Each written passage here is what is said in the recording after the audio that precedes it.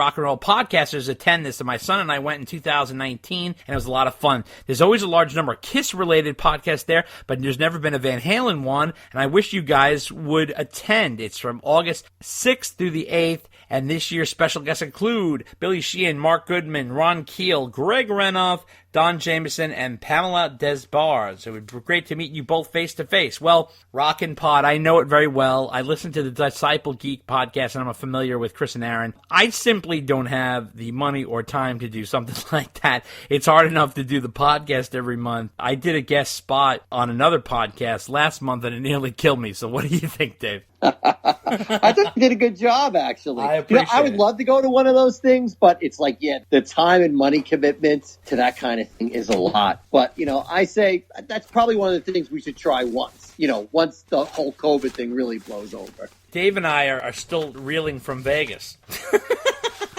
Oh, now... year and a half ago by now. I know, right? It's hard to believe. But letter number 4 comes from Greg Gangland from Mansfield, Massachusetts. He says, one of the coolest moments in my life was be able to take both my sons to the 2015 Van Halen tour in Mansfield, Massachusetts. It's so great to pass along VH to the next generation. So I want to give a shout out to Greg, to his son Miles England. He's 17 years old, and he's become a huge Van Halen fan because of his dad's influence, which is really cool because it's great to pass that on to your kids, and it's great when they respond. Good to you, Miles. It's a very cool name, by the way. I like that. See if you can start with Fair Warning. I'm curious to see your reaction to that. Good to you, Greg. What do you have to say, Dave? I agree with your advice. Fair Warning Yeah. is definitely the way to go. Yeah. Yes, followed by first album, 1984, absolutely. And Diver Down, of course, got to give kudos to that. Letter number 5 comes from Eric Torbick, and he says, what's up, guys? Just curious about your honest opinion of the US Festival. We all know it's not the band's best musical performance, but it's arguably their most famous show for many reasons. Eric Torbick from New Jersey. By the way, Eric Torbick, model citizen when it comes to writing letters. He writes fast, quick, and often, right to the point. Yes. He's fantastic. Yeah. So, yes, I want to say, Eric, I think the US Festival is over-criticized. I think it's a fun watch. It's an iconic Van Halen moment. Listen, I'm not saying it's Van Halen's best, but it is the first close taste to watching Van Halen live that we got at the time. Maybe because at the time we really didn't have anything. When we got that, it was like gold. I love it. It's very nostalgic for me. Dave, what do you stand with it? I don't have a problem with the US Festival show at all. I mean, that thing gets like a bad rap. Yeah, it really does. And maybe Roth was a little more drunk than usual. Yeah. But the rest of the band was like they usually were. That was coming right after, a few months after the South American shows. So they were on fire. So I don't think that thing is not nearly as bad as people make it out to be. Absolutely. And also number 6 is regarding the US Festival. It comes from Jonathantravers. He says, did you ever notice that Dave's mic cord? Who got paid to keep that thing from getting tangled? And there was so many things it could catch on. How did Dave not trip Mike or Ed? Jonathantravers. And yeah, back in the day, Dave used a mic cord, and I guess you need to know how to work it. But I have seen very close up when I was in the front row of many, many shows where I have watched a guy untangle a mic cord to keep a singer going. But for sure, I've seen that very often with the guy who does the Who's mic for Roger Daltrey, who always uses a mic cord, and that's his famous thing where he's swinging around the mic with the cord, and that is not an easy thing to pull off. Just ask Doogie, who went through all kinds of stuff with Mike. He talks a little bit about that in our interview with Mike's bass cord, I think it was. A lot of fun. Dave, what do you think about that? Yeah, I don't know why more people aren't just using wireless cords. I mean, literally, cut the cord already. Yeah, exactly. Right? I know. It's crazy. Letter number 7 comes from Kurt5150 in Yakima, Washington. And he says, in addition to that Eddie and Dave photo at McDonald's, there's also a close-up shot of Eddie doing a pose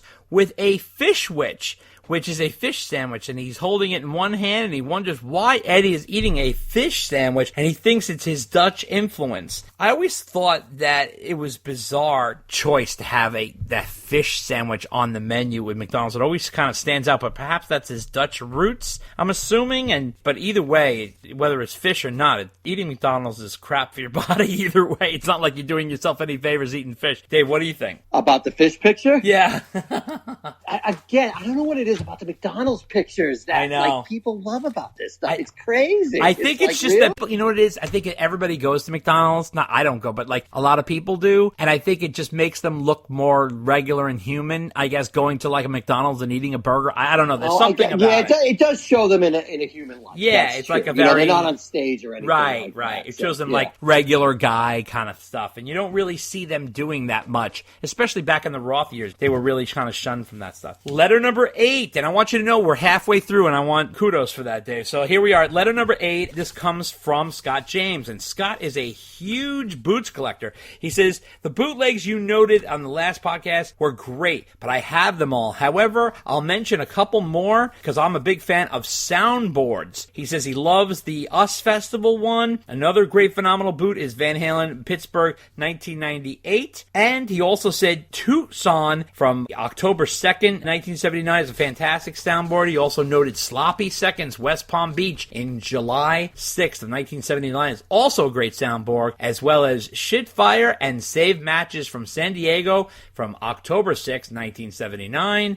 And Just One More Vacation from October 6th from 1979, which is the same show, I'm assuming. And Osaka, Second Night, 1979. So lots from the Van Halen 2 tour. He wanted to note Scott James. Yes, I understand these boots are all great. But by the way, the Van Halen one from 1998, which Sharon you mentioned, was supposed to be a full-fledged release, and it got shelved. So just a little note on that. Dave, what do you have to say about these? Thank you so much for listing all those shows that had recently been released and that were soundboards. Yeah. So I appreciate him doing the research on that. You can also find all that information on VH Boots, our good buddy Midwest Ron's website. They are good quality stuff. So if you could find them, then you should definitely hunt them out because they are treats. Absolutely. Letter number 9 comes from Darren McGuire, who also calls himself DQ Magoo. And he says, I'm sitting down with the Joe Rogan podcast for 3+ hours without mentioning Eddie specifically is disrespectful of Dave. Add to that the multitude of times he refers to Alex and their past shared history and current contact almost makes it a slap in the face. People grieve differently, but a certain modicum of respect should also be called for here. If you wish to carry the torch, Dave, then you need to keep it lit. Darren McGuire, DQ Magoo. Well, I have to say, I understand your point. To be honest, it's a mystery. The Joe Rogan interview really touches upon all kinds of stuff, his parents, and he talks about his mom really tearing into him and really being critical of him. And to be honest with you, I believe Dave was raised to have a competitive edge, and I think that's how he viewed Ed. Ed was so good at what he did in the band that Dave had to fight back by going over the top with his look and his mouth and his humor and jumping off drum rides to do eagle splits and high kicks and spins to get everyone to pay attention to him because he felt like in order to be worthy of being on the stage next to Ed, he had to do those things. But one thing I'll say is that look at what he said on stage to Ed during his last show of the band, and here's a clip of that. I said it earlier, just so you know that I mean it, Ed. The high points of my life have been spent on stage working with you. You too. This is Dave publicly saying goodbye and paying respects to Ed. So perhaps he grieves differently and maybe he is saving his words for another book or something else. I'm not sure, but there's something behind him not mentioning that. What do you think, Dave? People grieve differently. And like we said before, I'm sure he was like, we're not talking about Ed on the podcast. And that's his choice. And honestly, I think Joe just likes to hear Dave talk for 3 hours. So if he wants to hear him talk for 3 hours and, it's not about Van Halen, that's just fine with Joe. Yeah, he just likes to BS with Dave, and he loves to talk about tattoos and MMA and smoking cigars and, this and that. But I think he's just amused by him. Well, we're at letter number 10, Dave, and we can't get through a letter segment without this guy. Look, up in the sky, it's a bird. It's a plane. It's Midwest fucking Ron. That's right, it's Midwest fucking Ron, and he's coming with a double dose and double guns pointed at me. Of course it is, because Dave pays him well. So Midwest Ron says... I pay him very well. Yeah, well, I'm about to cut his freaking ass down, so here we go. So the Album Network broadcast of Van Halen 3 concert in 1998 is commonly mistaken to have come from Pittsburgh. That is incorrect. The show came from 2 nights later in Hershey, Pennsylvania at the Star Pavilion. You have been corrected. This motherfucker, huh? So look at this guy. You know, now that he says that, that rings a bell. I don't think wait, we'll hold your horses there, buddy boy. I want to say Midwest Ron, quick with the kidney punch to the side. However, you are wrong, sir.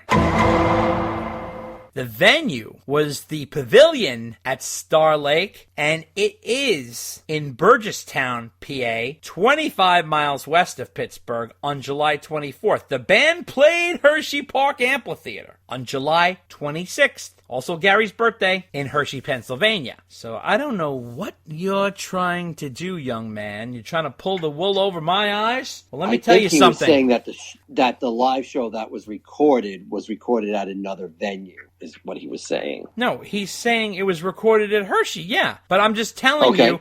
But understand, I'm agreeing with him about the Pittsburgh thing. It is mistakenly noted as Pittsburgh. He's right about that. But what he's wrong about is what he says where it was.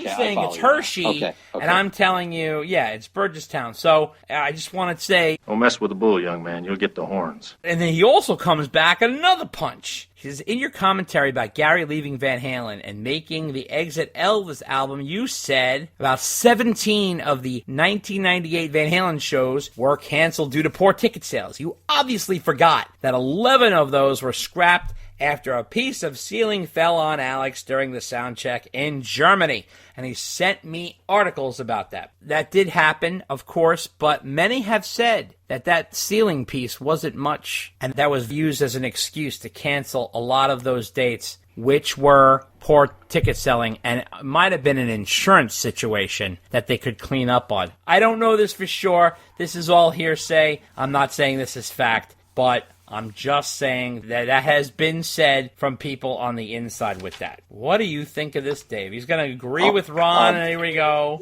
You know what? I hadn't heard that, but I wouldn't bet against you, quite frankly. Yeah. I'm not saying it didn't fall on him and he didn't get hurt. No, yeah. But they're probably kind of like, all right, let's just use this as an excuse, cancel the rest of the crap-selling tour and go home. Yeah, they canceled the rest of that Europe tour, which, let's be honest, even with Sammy, they were opening for Bon Jovi in Europe. I mean, they were not doing good numbers in Europe, okay? They hadn't for years. Very strongly, Van Halen was an American band. They did not have a big global presence the way like Bon Jovi did, for example, or still does, for that matter. Anyway, on to letter number 11, and this comes from Dan Ninen. And he says here, who the hell does Eddie Trunk think he is, criticizing one of the greatest, if not the greatest musician of all time, using keyboards? Talking about Eddie Van Halen. Has Eddie Trunk ever picked up an instrument in his life? What about all the bands like Judas Priest, Rush, Kiss, Ronnie James Dio, Ozzy Osbourne, all of whom have used keyboards? I guess Mr. Rock and Roll expert and historian forgot that piano was Eddie Van Halen's first instrument way before he ever picked up the guitar. What do you expect from someone who criticizes the Rock and Roll Hall of Fame and then becomes a member? Oh wait, he's from New Jersey. That explains it. Dan Ninen. Oh my God. Talking about coming out with the teeth. Okay, well, let's not make fun of the people from New Jersey. That's not fair, for sure. So let's ease up on that, Dan. Eddie Trunk is a good guy. I actually just met Eddie Trunk the other night, believe it or not, for multiple times. He's a very nice guy. Yeah, we talked. He gave me free concert tickets. He gave me bumper stickers. He's a regular guy. He's a hardcore. He has been supportive of the hard rock and heavy metal community for 38 years. That being said, Ed does have a weird take on Van Halen. I'm going to freely admit that. He loves the first 4 albums, criticizes Diver Down in 1984, mistakenly misreps 1984 for being an introduction to the keyboards, even though keyboards appeared on earlier albums. Then he overpraises the Hagar era because of his personal relationship with Mike and Sammy, and never criticizes the keyboards there. I don't quite understand his process. I think it bothers him that he really never got to interview interview Roth, to be honest with you. He's highly I critical think of you're him. right. I totally think you're right. He's highly critical of him to this day. He never presses Gary on Van Halen when he interviews him. He says Van Halen 3 was not his fault. He claims the Van Halen 4 album. He heard the demos. He said they were really strong. It's all very confusing. But listen, you have to understand where he's coming from. He is entitled to his opinion, number one, but he also has a job to do. And he's the one on the air 5 days a week. And he has a podcast as well as a Sirius XM show. And he's also on national broadcasts